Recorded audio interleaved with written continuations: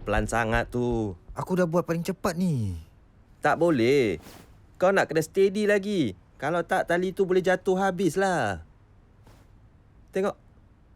Bila beg dah atas kotak, cuba kena praktis memancing aja. Pastikan tip lekat pada hujung kayu. Jadi nota wang melekat sama. Praktis lebih lagi. Pasti boleh. Tengok senang kan? Tengok dan belajar. Okey Tuan Pakar. Aku nak tengok kau pula buat.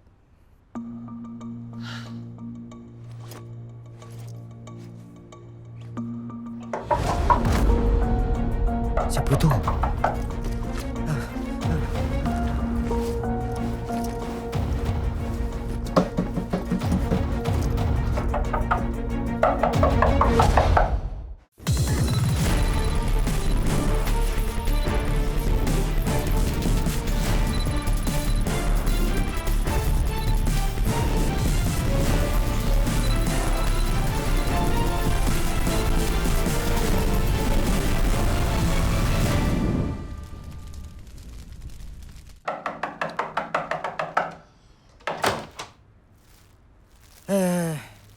Kau rupanya buat cuak je.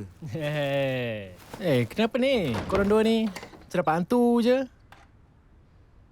Kita takutlah. Entah siapa nak masuk. Alah, aku lupa nak bawa kunci. Kau bawa apa? Nah, ambil ni. Korang dah praktis ke? Video dalam dua-dua tu nampak macam senang je. Rupanya nak kena banyak praktis. Kita boleh buat punya. Mana kita nak pergi? Tengok ni. Aku jumpa tempat baru. Bagus. Habiskan makan, kita praktis lagi.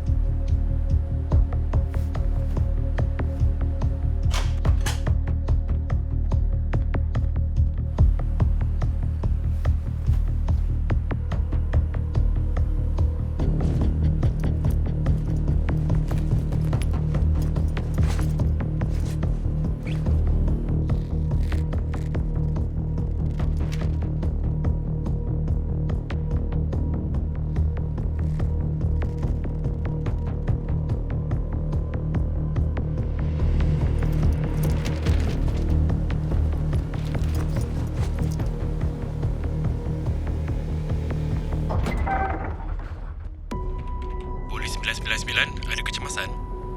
Saya telefon dari Church of St. Alphonsus. Saya perasan ada 3 orang berkelakuan mencurigakan. Lama juga diorang kat sini.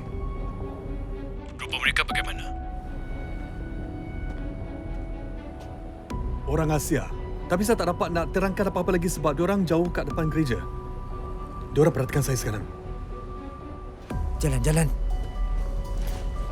Saya rasa diorang nak curi daripada kotak derma tu. Diorang dah pergi. Mungkin takut dengan saya. Encik, pastikan mereka dah beredar dan Encik tak berada dalam bahaya. Ya, dah pergi. Baiklah Encik. Tunggu sebentar. Saya nak dapatkan lebih info dari Encik. Boleh.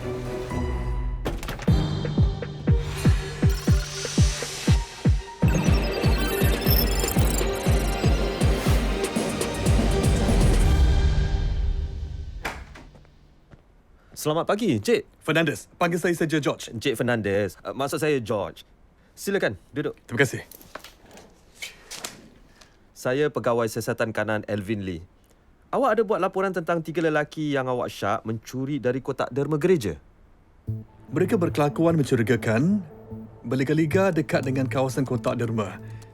Lagipun saya tak kenal mereka. Mereka tak sering ke gereja. Saya relawan gereja, jadi saya kenal hampir semua ahlinya. Memang kami pun ada terima pelawat baru, tapi tak ada yang buat macam itu. Ada sesuatu yang pelik tentang diorang tu. Gereja tu ada pasang CCTV kamera. Ya, nanti saya berikan salinan rakaman. Bagus, itu dapat membantu. Kami akan berikan update tentang siasatan kami. Nah, silakan. Terima kasih. Jadi awak buat laporan polis? Ya, baru aja. Saya Syak, yang benda ni terkait dengan kejadian di kuil. Apa yang jadi? Saya dengar ada pekerja kuil nampak lelaki berkelakuan pelik dekat dengan kotak derma. Orang sekarang ni, Sebenarnya, awak ada rakaman CCTV 3 lelaki tu kan? Awak boleh masukkan ke grup chat keselamatan masyarakat. Okey. Ada yang bagus, berguna untuk orang lain.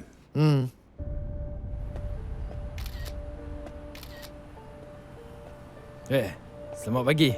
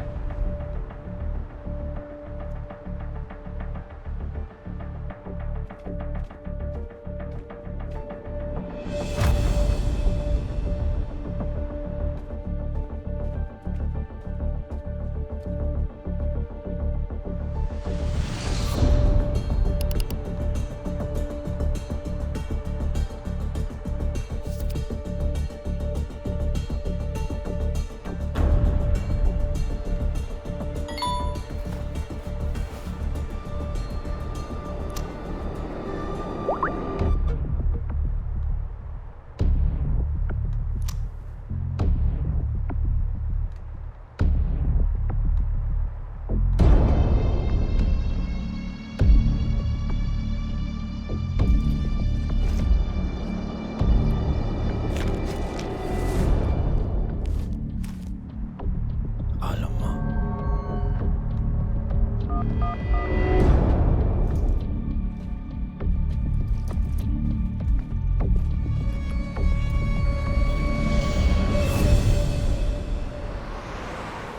Jadi awak syak mereka tu orang yang sama yang cuba mencuri dari gereja yang lain? Memang saya syak. Saksi pun kongsikan ciri-ciri suspek yang sama dan mereka pun berliga-liga dekat dengan kotak derma. Selamat pagi, Tuan. Pagi. Apa yang terbaru? Bila kami tiba, suspek dah larikan diri. Si pemanggil Encik Lee Huat ialah pengurus admin gereja. Terima kasih. Selamat pagi, Encik Lee. Ya, saya. Saya pegawai siasatan kanan Alvin Lee dari Division Ang Mo Kio. Saya difahamkan awak yang buat laporan polis tentang orang yang mencurigakan. Ya betul. Saya perasan 3 lelaki beraksi mencurigakan dekat dengan kotak derma kami. Awak dapat cam rupa mereka? Tak sangat. Tapi seorang tu tinggi lampai. Ada sesiapa yang mungkin awak kenal? Ya, saya ni dalam cek kumpulan security community dengan relawan gereja-gereja yang lain. Kami biasanya kongsi pelbagai isu penting supaya semua orang sedar. Ada orang share dari rakaman CCTV-nya. Ini semua lelaki yang sama. Nampak ke arah mana mereka beredar? Tak, bila saya turun dari pejabat, mereka dah lesap. Itu ke kotak-kotak dermanya? Ya. Ada duit yang lesap? Ayah, saya tak tahu. Saya perasan awak ada kamera CCTV dalam gereja. Ya. Boleh kami tengok rakamannya? Ya, tentu sekali. Irfan, tolong ikut Encik Lee. Ya, mari kemari.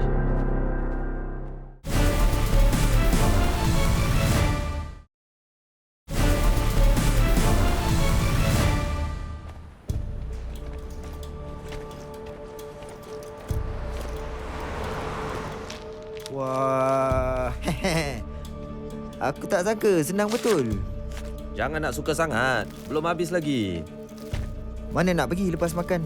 Ada beberapa kuil, gereja dan juga monasteri kat kawasan tu. Tengok. Banyaknya tempat. Lepas kita serang monasteri tu, kita boleh rehat kan? Aku dah penat lah. Kita naik teksi. Cepat makan.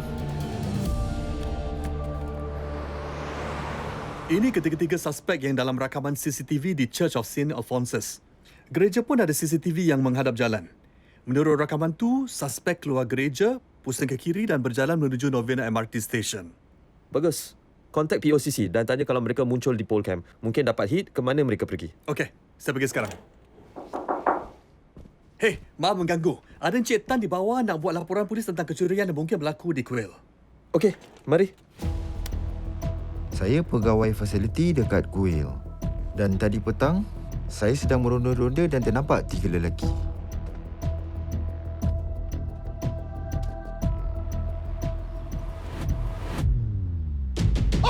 Pasho!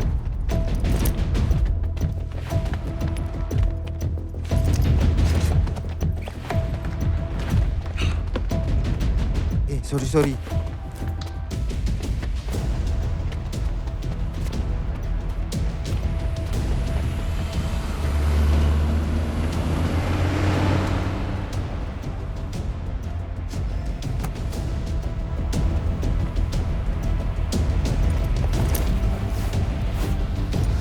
Awak nampak ke mana mereka pergi? Saya cuma tahu mereka berlari ke blok flat HDB. Rupa mereka macam mana? 3 lelaki. Semua Cina. Seorang tu bercakap logat dari China. Sebab dia panggil kawannya gunakan nama. Apa nama dia? Dia panggil kawan dia yang sedang nak curi duit dari kotak derma Fang Shou. Apa lagi? Saya rasa seorang tu lebih tinggi dari yang lain. 2 orang yang lain tak ada apa-apa yang menonjol. Oh, mereka pun bawa beg hitam. Dan beg hitam tu mereka letakkan atas kotak derma dan cuba buat sesuatu di dalam. Encik Tan, awak periksa tak kotak derma di kuil tu? Ada duit yang dicuri, lesap? Saya tak pasti. Terima kasih Encik Tan. Ini amat membantu. Terima kasih. Terima kasih semua kerana datang dalam masa yang singkat. Seperti yang anda lihat, kita ada 3 suspek lelaki yang terlibat dalam beberapa siri kecurian di pusat-pusat agama. Ammo mereka nampaknya melibatkan beg hitam yang mereka letakkan di atas kotak derma. Mereka dilihat menyelongkar dalam beg dan menggunakan sesuatu untuk memancing wang keluar. Kita ada 3 laporan polis yang mengaitkan mereka dengan kesalahan mencuri dari kotak derma. Kemungkinannya lebih banyak lagi kecurian dilakukan, tapi laporan belum dibuat.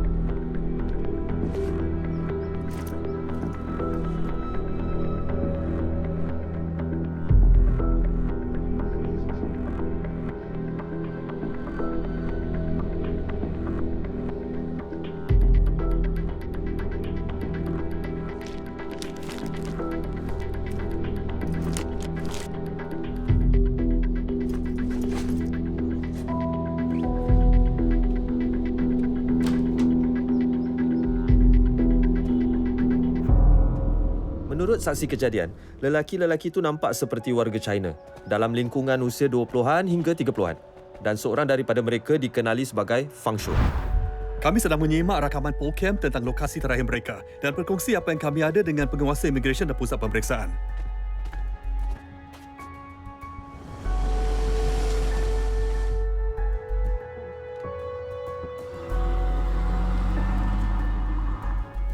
Kalau kita cepat, kita boleh hambat pergerakan mereka.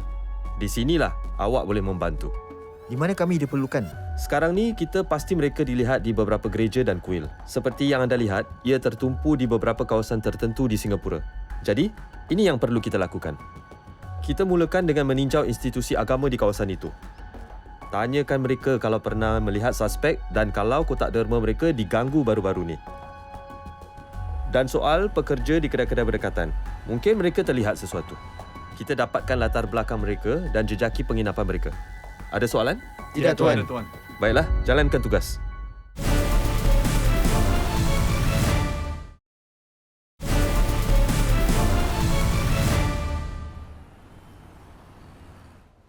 Irfan. Untuk awak. Terima kasih.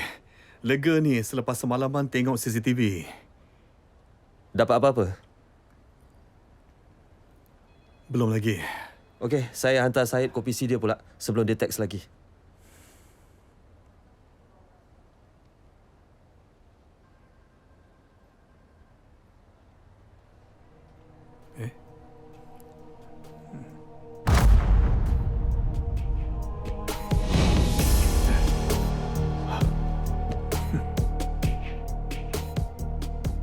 Kegiatannya semua tertumpu di kawasan ni. Kita akan sambung rondaan dan simak rakaman program. Guys, saya mungkin ada lead tentang lokasi tepat mereka. Macam mana?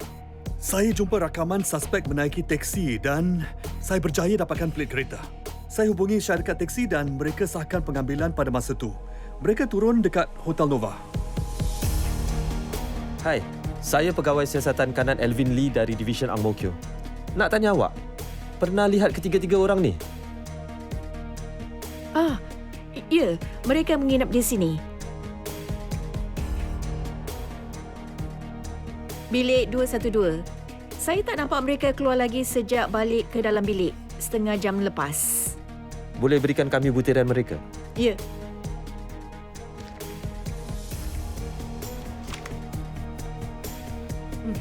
Terima kasih.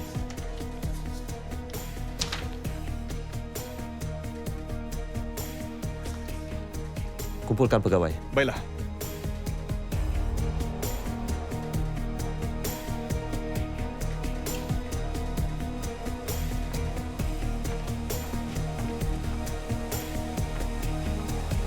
Sini.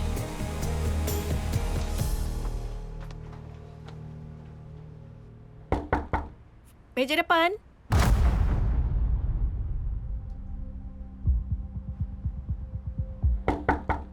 Meja depan.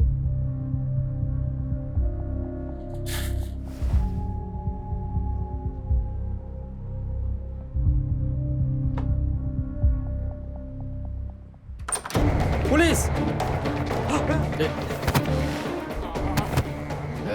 Saya pegawai siasatan kanan Alvin Lee dari Division Ang Mo Kio. Awak semua diberkas kerana merompak. Gari mereka.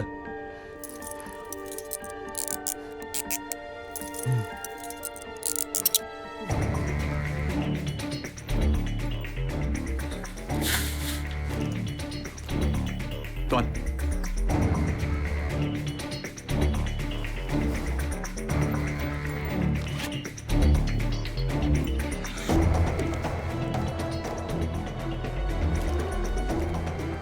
Gam tikus, Tuan.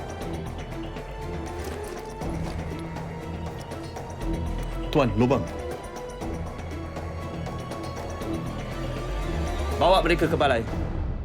Dalam kes yang baru anda saksikan, ketiga-tiga pesalah itu sengaja menyasarkan gereja dan kuil dan mencuri dari kotak derma mereka.